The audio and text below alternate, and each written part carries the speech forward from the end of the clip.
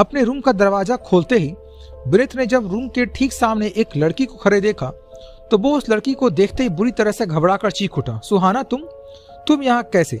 नहीं नहीं, तुम यहाँ नहीं आ सकती। वो लड़की अब जोर जोर से हंसने लगी, इतनी भयंकर हंसी कि विनीत ही नहीं पूरा लॉबी भी थर्राने लगा। विनीत के हाथ और पैर कांपने लगे, उसकी आंखों के सामने एकदम अंधेरा सा छा गया। वो पीछे हटते हुए बोला, मैं जरूर कोई भयानक सपना देख रहा हूँ, रियल में तुम आ नहीं सकती हो मेरे सामने। अब उस लड़की की आंख आग उगलती नजरों से उसने विनीत को देखा और फिर बर्फ सी ठंडी आवाज में बोला, सपना नहीं, हकीकत है, मैं सच में खड़ी हूं तुम्हारे सामने। विनीत बदहवास होकर चिल्लाया, पर यह कैसे हो सकता है? ये नहीं हो सकता। कहीं कहीं ये किसी की चाल तो नहीं है? कहीं कोई होलोग्राम टेक्निक यूज करके मुझे डराने की कोशिश तो नहीं कर रहा है? हाँ, जरूर यही होगा, ये सबकी चाल ही है। चाल तो तुमने चली थी विनीत, और मैं तुम्हारी चाल में फंस कर अपनी जान गंवा बैठी, सुहाना भींगी आवाज में बोली। विनीत के चेहरे का रंग सफेद पड़ गया, उसकी आंखों में मौत की खौफ झलकने लगी। उसने वापस अपने रूम में भागने की कोशिश की, लेकिन तभी उसके रूम का दरवाजा एक झटके में बंद हो गया। विनीत पागलों की तरह जोर जोर से दरवाजा पीटते हुए चिल्लाने लगा, खोलो खोलो दरवाजा, जल्दी से दरवाजा खोलो। क्या हुआ विनीत? चीख चिल्ला क्यों रहे हो तुम इस यूं पागलों की तरह? शशांक की आवाज आई। शशांक की आवाज सुनते ही विनीत फुर्ती से शशांक की तरफ पलटा और उसे घूरने लगा। वहां केवल शशांक खड़ा हुआ था, लेकिन कुछ सेकंड पहले तो वहां पर मौजूद सुहाना अब कहीं उसे दिखाई नहीं दे रही थी। शशांक अब आगे बढ़कर विनीत के कंधे पर हाथ रखते हुए बोला, इस तरह हक्के बक्के से तुम क्यों नजर आ रहे हो और मुझे क्यों इतना घूर घूर कर देख रहे हो? क्या बात है? तबीयत तो ठीक है ना तुम्हारी? विनीत अब एकदम से फूट पड़ा, मुझे बचा ले यार, बचा ले मुझे उस चुड़ैल से, नहीं तो वो मुझे कच्चा चबा जाएगी। शशांक बड़ी हैरत से इधर उधर देखते हुए बोला, चुड़ैल? कौन सी चुड़ैल? और तुम किस चुड़ैल की बातें कर रहे हो? तुम किस तरह की अजीबोगरीब बातें कर रहे हो यार? ये भला इस होटल में कोई चुड़ैल कैसे आ सकती है? मुझे लगता है कि तू जरूर कोई डरावना ख्वाब देख रहा होगा अभी। विनीत अब शशांक के कंधे पर सिर रखकर रोने लगा, फिर रोते रोते बोला, मुझे इस होटल से बाहर ले जा यार, किसी टैक्सी या कैब तक छोड़ दे प्लीज, मैं अभी की अभी यहाँ से बहुत दूर निकल जाना चाहता हूँ। विनीत, मैं तुझे खुद छोड़कर आऊंगा टैक्सी पर, लेकिन इससे पहले हम सबके साथ डिनर तो कर ले। हमारे बाकी के सब ग्रुप मेंबर डाइनिंग रूम में हम दोनों का वेट कर रहे हैं, और रूबी तो बड़ी बेताबी से तेरा इंतजार कर रही है। नहीं शशांक, मुझे नहीं करना डिनर विनर, तू चल अभी मेरे साथ होटल के बाहर, और सब मेंबर से कह देना कि विनीत एक अर्जेंट काम से बाहर चला गया है। तू समझ क्यों नहीं रहा है मेरी मजबूरी? मैं अब एक सेकंड भी यहाँ रुक नहीं सकता। शशांक ने विनीत का हाथ बड़ी मजबूती से पकड़ा और मुस्कुरा कर बोला, ओह विनीत, अब इतनी भी क्या जल्दी है यहाँ से जाने की? और ट्रेन बस वगैरह तो पकड़ना नहीं है तुझे, डायरेक्ट टैक्सी से ही तो निकल जाना तू। लेकिन पहले एक बार चल डाइनिंग हॉल में, जाने से पहले सबसे मिल कर जा यार। क्या अब तुझे रूबी का भी कोई परवाह नहीं रही? ये तो बड़ी रियली शॉकिंग बात है। अचानक विनीत बौखला कर चिल्लाया, इट्स इनफ, इट्स इनफ। तुझे क्या कोई मजाक लग रहा है? अरे यार, यहाँ मेरी जान खतरे में है। वो चुड़ैल सुहाना किसी भी पल यहाँ आकर मेरी गर्दन मरोड़ सकती है। सुहाना? कौन सुहाना? किसकी बात कर रहा है तू विनीत? मेरी तो कुछ समझ में नहीं आ रहा। शशांक आंखें सिकोड़ते हुए बोला। विनीत खामोश रहा, उसने कोई जवाब नहीं दिया और फिर कुछ सोचकर शशांक से अपना हाथ छुड़ाकर वहां से जाने लगा। रुक जाओ विनीत, तुम इस तरह से यहाँ से नहीं जा सकते, तुम्हें सारी हकीकत बतानी होगी मुझे। जब तक तुम सारी बात मुझे नहीं बताओगे तब तक मैं तुम्हें यहाँ से एक भी कदम आगे जाने नहीं दूंगा। शशांक इतने सर्द लहजे में बोला कि विनीत अंदर तक कांप उठा। अब वो किसी तरह से अपने होठों पर फीकी मुस्कान लाते बोला, अरे तुम तो बुरा मान गए शशांक, मुझे तो समझ में नहीं आ रहा कि तुम किस हकीकत के बारे में बात कर रहे हो। शशांक से अब रहा नहीं गया, उसने अपने सामने खड़े विनीत के गाल पर पूरी ताकत से एक तमाचा जड़ दिया। उस सुनसान लॉबी में तमाचे की आवाज किसी बुलेट की तरह गूंज उठी। तमाचा पड़ते ही विनीत लड़खड़ाते हुए दीवार से जा टकराया। उसका सिर जैसे ही दीवार से टकराया, विनीत दर्द से चीखते हुए अपना सिर सहलाने लगा। फिर गुस्से में चीखते बोला, तू क्या अपने होश खो बैठा है? तूने मुझ पर, अपने बेस्ट फ्रेंड पर हाथ उठाया? क्या तू भूल गया कि तेरे इस रॉक बैंड को फेमस बनाने के लिए मैंने क्या कुछ किया है? आंख ने बड़ी हिकारत से विनीत को देखा और फिर जहल उगलते हुए बोला, बदमाश, मक्कार, तू मेरा बेस्ट फ्रेंड नहीं, सबसे बड़ा दुश्मन है दुश्मन। जी तो कर रहा है कि अभी अपने हाथों से तेरा गला दबा दूं, लेकिन तुझ जैसे पापी को मारकर मैं क्यों अपने हाथ गंदे करूं? तुझे तो वही मारेगी जिसका तू कसूरबार है। विनीत अब एकदम सख्ते में आ गया। वो थूक निगलते बोला, यार ये तू कैसी बातें कर रहा है? मैंने भला क्या बिगाड़ा है तेरा? लगता है कोई बहुत ही बड़ी गलतफहमी हो गई है तुझे। शशांक जैसे आग बरसाती आवाज में चिल्लाया, बिल्कुल सही कहा तूने, गलतफहमी ही तो हो गई थी मुझे। जैसे मक्कार को अपना दोस्त मैंने बनाया, इतनी इज्जत दी, लेकिन मैं नहीं जानता था कि जिसे मैं एक सच्चा और अच्छा इंसान समझ रहा हूँ वो ऐसा जहरीला नाग है जो अपने स्वार्थ के लिए मुझे और मेरी खुशियों को भी डस सकता है। वृद्ध हैरानी सी आंखें फाड़े देखे जा रहा था शशांक को। उससे पहले कभी शशांक को इतने गुस्से में उसने देखा ही नहीं था आज तक। विनीत को इस तरह बुत खड़े देख शशांक को गुस्सा अब सातवें आसमान पर जा पहुंचा।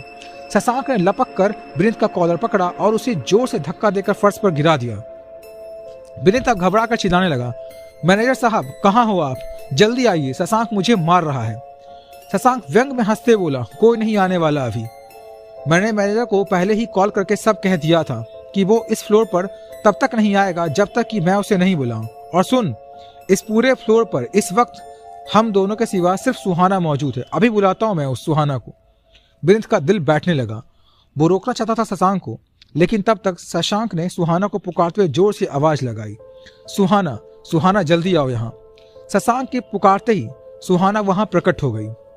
सुहाना के खूबसूरत चेहरे पर उस समय ऐसा वहशीपन झलक रहा था कि डर के मारे विनीत की सांस थमने लगी। सुहाना ने नीचे पड़े फर्श पर विनीत को नफरत से देखा और सर्द लहजे में बोली, अब क्यों डर रहे हो तुम? क्या अपनी करनी याद आ गई तुम्हें? बोलो, अब बोलते क्यों नहीं तुम? विनीत हाथ जोड़कर रोते हुए कहने लगा, मुझे माफ कर दो सुहाना, मुझे माफ कर दो, मैं तुम्हें मारना नहीं चाहता था। सुहाना अब एक एक सब चबाते बोली, कितनी आसानी है ना माफी मांगना तुम्हारे लिए, पर क्या तुम्हारे माफी मांगने से मेरी जिंदगी लौट कर आएगी? विनीत अब शशांक का पैर पकड़कर रोते हुए बोला, मैं तुम्हें सब कुछ सच बताता हूँ शशांक। 6 महीने पहले जब हमारा बैंड मसूरी के 5 स्टार होटल में परफॉर्मेंस करने के लिए गया था, तब हमारी परफॉर्मेंस के बाद तुम हमेशा की तरह अपने दर्जनों फैन से घिरे हुए उसके साथ सेल्फी खिंचवाने लगे, ऑटोग्राफ साइन करने लगे, और मैं एक सिगरेट जलाकर कस लेते हुए होटल से बाहर निकलकर स्विमिंग पूल के करीब एक चेयर पर जाकर बैठ गया। अचानक मुझे एक बहुत ही मधुर आवाज सुनाई दी, एक्सक्यूज मी। सहज से मीठी आवाज सुनते ही मैंने जैसे ही पलट कर देखा तो मेरे होशो हवास ही उड़ गए। मेरे आंखों के सामने एक अप्सरा सी खूबसूरत लड़की खड़ी थी। उसकी खूबसूरत चेहरे पर इतनी मासूमियत झलक रही थी कि मैं बस मंत्रमुग्ध होकर उसे देखता ही रह गया। फिर वो लड़की सकुचाते हुए बोली, सॉरी, लगता है मैंने आपको डिस्टर्ब कर दिया। अब मैं जल्दी से संभलता हुआ बोला, ओह नो, डिस्टर्ब की कोई बात नहीं, आइए ना, बैठिए यहाँ। वो लड़की घबराते हुए मेरे पास वाली चेयर पर आकर बैठ गई और फिर अपनी मीठी सी आवाज में जैसे गुनगुनाते हुए सी बोली, एक्चुअली मेरा नाम सुहाना है और मैं अल्मोड़ा से आई हूँ शशांक सर का गाना सुनने। मेरी बस एक ही विश है कि मैं सिर्फ एक बार शशांक सर के सामने अपनी सिंगिंग की परफॉर्मेंस दूँ। मुझे पता चला है कि आप बहुत क्लोज है शशांक सर की, अगर आप मेरी सिफारिश करेंगे तो वो जरूर मान जाएंगे। सुहाना की बात सुनकर मैं तो एकदम से बौखला उठा। काश कि सुहाना मेरी तारीफ करती, लेकिन उसके मुंह से शशांक की तारीफ सुनकर ऐसा लगा जैसे अभी मैं उसका गला घोंटूं। मैं जानता था कि अगर इस खूबसूरत परी को शशांक ने देख लिया तो शायद वो सुहाना को अपने ग्रुप में मेन फीमेल सिंगर बना लेगा, और अगर कहीं सुहाना के इश्क में शशांक पड़ जाता तो फिर उसे ही इस ग्रुप का इंचार्ज बना देता। अब तक हमारे ग्रुप का सारा फाइनेंशियल मैटर मैं ही हैंडल करते आ रहा था। शशांक ने तो कभी ठीक से देखा भी नहीं था फाइनेंशियल मैटर, इसलिए मैं बड़ी मजे से अपने हिसाब से जितनी रकम होती उतनी हेरफेर कर लेता। मैं तो यही चाहता था कि शशांक कभी भी शादी ही ना करे ताकि मेरी कारगुजारियों का कोई रोक ही ना सके। लेकिन सुहाना को देखते ही मैं ये समझ गया था कि जिस पल शशांक ने सुहाना को देखा वो उसी पल सब कुछ भूलकर सुहाना के प्यार में पागल हो उठेगा, क्योंकि शशांक तो अपने लिए बिल्कुल ऐसी ही लाइफ पार्टनर चाहता था जो खूबसूरत तो हो ही, लेकिन उसकी आवाज एकदम शहद में डूबी हुई हो। मैंने सोचा अगर मैं अभी इस लड़की को बहाना बनाकर टाल भी दूंगा तो शशांक की दीवानी ये लड़की तो फिर कहीं ना कहीं उससे मिलने पहुंच ही जाएगी। मेरे दिमाग ने फौरन प्लान बनाया और मैंने फिर सुहाना को अपने जाल में फंसाते हुए कहा, वो कल एकदम सुबह सवेरे मुझसे होटल के पास वाले चौराहे पर आकर मिले। मैं और शशांक कल घूमने के लिए कौसानी जाने वाले हैं और वो भी हमारे साथ कौसानी चले। शशांक से मिल भी लेगी और उसे अपना गाना भी सुना देगी। यही नहीं, मैंने तो सुहाना के सामने शशांक की बहुत बुराई भी की कि शशांक एक बेहद घमंडी, अकड़ू और मुंहफट इंसान है, लेकिन सुहाना तो जैसे शशांक से मिलने और उसे अपना गाना सुनाने के लिए मरी जा रही थी। सुहाना ने मेरी बात मानकर फिर दूसरे दिन सुबह 5 बजे वो होटल के पास वाले चौराहे पर रेडी खड़ी थी। लेकिन उसने जब शशांक के बारे में पूछा तो मैंने जल्दी से कह दिया कि शशांक तो कल रात ही कौसानी के लिए निकल गया था और मैं अब उसे तुम्हारे पास लेकर जा रहा हूँ। शशांक से मिलने की उत्सुकता में सुहाना खुशी से गुनगुनाते हुए बैठी रही और उसकी मीठी मधुर आवाज़ जैसे मेरे दिलों में सैकड़ों घाव कर रहे थे। अब मैं फिर करता भी क्या, मेरे सामने बस एक ही रास्ता था कि मैं किसी भी तरह से सुहाना को हमेशा के लिए ऐसी जगह पहुंचा दूं जहां से फिर वो कभी लौटकर वापस ना आए। इसलिए मैंने जब कौसानी के बाहरी इलाकों में एक सुनसान सा जंगल देखा तो फौरन अपनी गाड़ी रोक दी और सुहाना से बोला, शशांक अभी कुछ देर में यहाँ पहुँचने वाला है। बेचारी सुहाना ने मेरी बात पर यकीन कर लिया और वो गाड़ी से उतरकर मेरे साथ जंगल की तरफ बढ़ी। फिर मैंने बड़ी चालाकी से सुहाना को एक बड़े से पेड़ के नीचे बैठा दिया और फिर चुपके से उसके पीछे जाकर अपने रुमाल से उसका गला घोंट दिया। कुछ ही पलों में सुहाना की सांसें हमेशा के लिए थम गई। फिर मैंने सुहाना की डेड बॉडी को वहीं झाड़ियों के पीछे फेंक दिया। मुझे मालूम था कि इस जंगल में घूमने वाले जंगली जानवर बड़े मजे से सुहाना की बॉडी को खा लेंगे। किसी को कुछ ही पता नहीं चलेगा कि मैंने यहाँ पर सुहाना की हत्या की थी। लेकिन तब मैं नहीं जानता था कि सुहाना एक बार फिर मेरे सामने चली आएगी और वो भी इस रूप में। विनीत अपनी बात कह कर के जोर जोर से रोने लगा। शशांक ने विनीत को एक किक मारी और फिर सर्द लहजे में बोला, दोस्त समझता था मैं तुझ पर अपनों से ज्यादा भरोसा करता था, लेकिन तूने तो मुझे अच्छा सबक सिखाया विनीत। लेकिन तू ये भूल कैसे गया कि इंसान को अपने किए का सजा यही भुगतनी पड़ती है। शायद इसलिए मेरे दिमाग में कौसानी का ख्याल आया और मैं अपने ग्रुप के साथ यहाँ चला आया। अब सुहाना की रूह ने सरसराती आवाज में कहना शुरू किया, मैं तो बस किसी भी तरह एक बार शशांक जी से मिलना चाहती थी, उन्हें गाना सुनाना चाहती थी और साथ में सबके सामने उनसे कहने में झिझकती थी। मुझे डर था कि कहीं उन्होंने मुझे डांट कर भगा दिया तो। मैंने यही सोचकर विनीत से जाकर अपनी बात कही, लेकिन इस मक्कार भेड़िए ने तो मुझे मार दिया। मेरी लाश वहीं झाड़ियों में फेंक दी। मैं तड़प रही थी बदला लेने के लिए, लेकिन मेरी मुश्किल ये थी कि कौसानी की ही सीमा में घूम सकती थी। मैं एक एक पल इंतजार करती रही कि कभी तो वो राक्षस यहाँ आएगा। और आखिर एक दिन ऊपर वाले ने मेरी सुन ली। मुझे शशांक जी के दर्शन हो गए और मैंने उन्हें अपना गाना सुना भी दिया। मरने के बाद ही सही, मेरी तमन्ना तो पूरी हो गई, लेकिन अब मुझे बदला लेना था विनीत से और साथ ही शशांक जी को आगाह भी करना था उनके बदमाश दोस्त के बारे में। इसलिए फिर मैंने शशांक जी को अपने प्रभाव में लिया और उन्हें यहाँ बुलाया जहाँ पर उस दुष्ट ने मुझे मारा था। पर जब मैं शशांक जी को अपनी मौत की जगह पर नहीं ले जा पाती, तब तक मैं उन्हें अपने बारे में कुछ बता नहीं सकती थी। उस बड़े से पेड़ के नीचे ले जाकर अपनी मौत की बात अभी मैं बताने ही वाली थी कि तभी ये बदमाश और भी वहां आ पहुंचे। फिर मैंने दोबारा किसी तरह शशांक जी को वहां पर आने के लिए मजबूर कर दिया और इस बार मेरी सारी हकीकत उन्हें बता दी। मैं तो पहले से ही विनीत को खत्म कर देती, लेकिन मैं जानती थी कि वो एक एक पल डर डर और तड़प तड़प कर मरे। इसलिए मैंने कभी लिफ्ट में तो कभी उसके रूम में विनीत को बहुत डराया।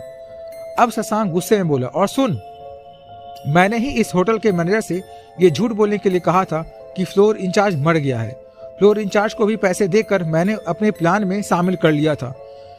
वो यही समझ रहे थे कि मैं कोई प्रैंक कर रहा हूँ अपने दोस्त के साथ। अभी भी मैनेजर लिफ्ट से मेरे साथ ऊपर आया है। सुहाना की रूह ने अब बड़े प्यार से शशांक को देखा, फिर इमोशनल होकर बोली, आपसे मिलकर और आपको अपना गाना सुनाकर मेरी तड़पती रूह को शांति मिल गई। अब बस इस राक्षस को ठिकाने लगा दूं, फिर मुझे हमेशा हमेशा के लिए मुक्ति मिल जाएगी। शशांक भींगी आवाज में बोला, सुहाना, जब तक मैं जिंदा रहूंगा तब तक तुम्हारा नाम मेरे रॉक ब्रांड के साथ जुड़ा रहेगा। तुम मेरी यादों में हमेशा बनी रहोगी। सुहाना ने अपनी पलकें मूंद ली, फिर आंखें खोलते बोली, अब आप यहाँ से डाइनिंग हॉल में जाइए शशांक जी, आपके ग्रुप मेंबर आपका इंतजार कर रहे होंगे। शशांक ने जैसे ही वहां से जाने के लिए अपनी कदम लिफ्ट की तरफ बढ़ाए कि विनीत चीखते हुए बोला, मुझे भी साथ ले चलो। लेकिन विनीत की बात पूरी भी नहीं हो पाई थी कि सुहाना ने उसे अपने वश में कर लिया। विनीत पागलों की तरफ इधर उधर होटल से बाहर भागते हुए निकला और फिर सामने खड़ी कैब के ड्राइवर को धक्का देकर उस कैब से बाहर निकलकर खुद ड्राइविंग सीट पर बैठ गया। उसके बाद विनीत ने गाड़ी स्टार्ट की और बंदूक से निकली गोली की तरह वो गाड़ी चलाते हुए कौसानी की घाटी की तरफ जा पहुंचा और फिर देखते ही देखते वो गाड़ी सैकड़ों फीट गहरी खाई में गिरी। विनीत और गाड़ी दोनों ही जलकर पूरी तरह से खाक हो गए। शशांक के सिवाय बाकी सभी ग्रुप मेंबर्स और पुलिस को यही लगा कि अंधाधुंध गाड़ी चलाने की वजह से विनीत एक्सीडेंट में मारा गया। शशांक अपने ग्रुप के साथ कौसानी से वापस लौट आया और जब उसने अपना शो किया तब उसके बैंड का नाम था सुहाना रॉक बैंड।